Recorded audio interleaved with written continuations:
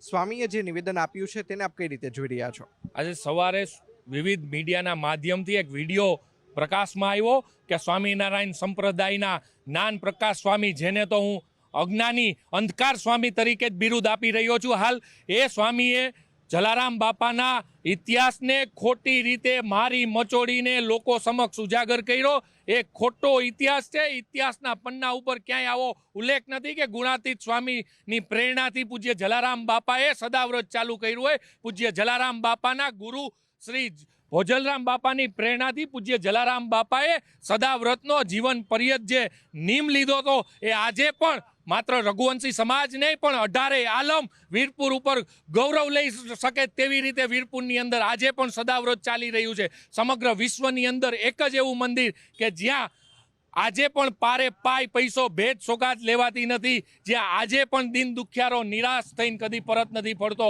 માત્ર ભારત નહીં પણ સમગ્ર વિશ્વની અંદર જે વીરપુર પૂજ્ય જલારામ બાપાને જે શ્રદ્ધાળુઓ છે એ શ્રદ્ધાળુઓની ભક્તિ ઉપર આને સીધો પ્રહાર કર્યો છે આ સ્વામિનારાયણ સંપ્રદાયના આ જ્ઞાન પ્રકાશ સ્વામીએ. નજીકના ભૂતકાળની અંદર આ લોકોના સૃષ્ટિ વિરુદ્ધના કૃત્યો મીડિયા સમક્ષ ઉજાગર થઈ રહ્યા છે, ત્યારે મને સમજાતું નથી કે આ સ્વામિનારાયણ સંપ્રદાયના નીચ અને હલકટ સ્વામીઓ કઈ રીતે પૂજ્ય જલારામ બાપા વિશે વાત કરે, એમાં પણ આ વિવાદાસ્પદ વાત કરે. આને કોઈ કાળે સાખી લેવામાં નહીં આવે. અને આપના માધ્યમથી હું એમને ચેતવણી પણ આપું છું કે આના પડચા યોગ્ય રીતે તમે ભોગવવા તૈયાર રહેજો, કેમ કે આવા કૃત્યોથી માત્ર કોઈ સનાતન પ્રેમીઓનું શરમથી માથું ઝૂકી જાય છે. સનાતનને આ લોકો લજવે છે, આ સ્વામિનારાયણ સંપ્રદાય ભગવાને લજવે છે. આ લોકોએ ભગવા ઉતારી દેવા જોઈએ. ચોક્કસ. તો રઘુવંશી સમાજ અને ખાસ કરીને જલારામ બાપાના જે ભક્તો છે તેમની અંદર રોષ જોવા મળી રહ્યો છે.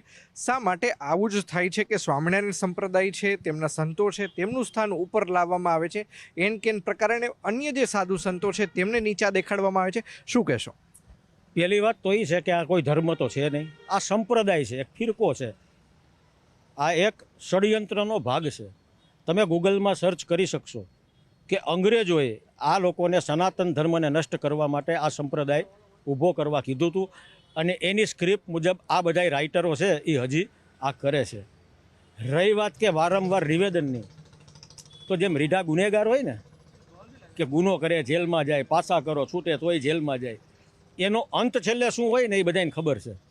એટલે આ છે ને હવે એનું છેલ્લું નિવેદન હશે.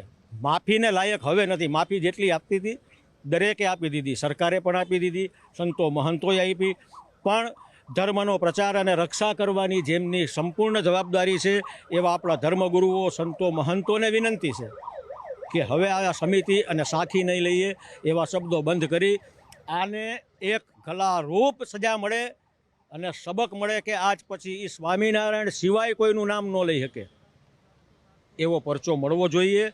બાકી રાજકોટથી તો શરૂઆત થઈ ચૂકી છે, અહીંયા ગુનો દાખલ થશે. અમારે માફી નથી જોતી. એણે અત્યાર સુધી ધર્મના પરચા જોયા હશે, હવે એમના સંતાનોના પરચા જોવા તૈયાર રહીએ. માફીની વાત ભૂલી જાજો. ચોક્કસ. તો માફી આપવામાં નહીં આવે. શું કહેશો? રઘુવંશી સમાજ અને ખાસ કરીને જલારામ બાપાના ભક્તો હવે કયા પ્રકારની રણનીતિ અપનાવવાના છે? 100% દુખિયાને આશ્રમ, ભૂખ્યાને ભોજન એ જલારામ બાપાનો સંદેશો છે. એવા સંત અને જો આ સ્વામિનારાયણ સંપ્રદાય જે હમણાં જ આવ્યા છે, જેનો કાંઈ ઇતિહાસમાં કે એવું કંઈ ભાગ જ નથી, માત્ર ને માત્ર બીજા સંતોને નીચા દેખાડવા તે સ્વામિનારાયણ સંપ્રદાયમાં લોકો ઉપરથી નીચે લોકોના લોહીમાં આવી રહ્યું છે. ક્યાંક ને 100% માત્ર ને માત્ર પોલીસ ફરિયાદ નહીં, જ્યારે જે સ્વામી છે તેનું રોડ ઉપર સરઘસ કાઢવું જોઈએ ને, અને સમસ્ત લુહાણા સમાજ અને સનાતન ધર્મના લોકોએ તેનો વિડીયો વાયરલ કરીને સ્વામિનારાયણ સંપ્રદાયના ભગવા ઉતારી દેવા જોઈએ. તો ભગવા ઉતારી દેવા જોઈએ. ક્યાંક ને ક્યાંક જે પ્રમાણે નિવેદન આપવામાં આવ્યું છે જ્ઞાન પ્રકાશ સ્વામી દ્વારા, અને તેને લઈને ખાસ કરીને રઘુવંશી સમાજ અને તેમાં પણ જલારામ બાપાના ભક્તોની અંદર ભારે રોષ જોવા મળી રહ્યો છે. કેમેરામેન શ્રેણિક મહેતા સાથે અંકિત પોપટ, ન્યૂઝ 18 ગુજરાતી, રાજકોટ.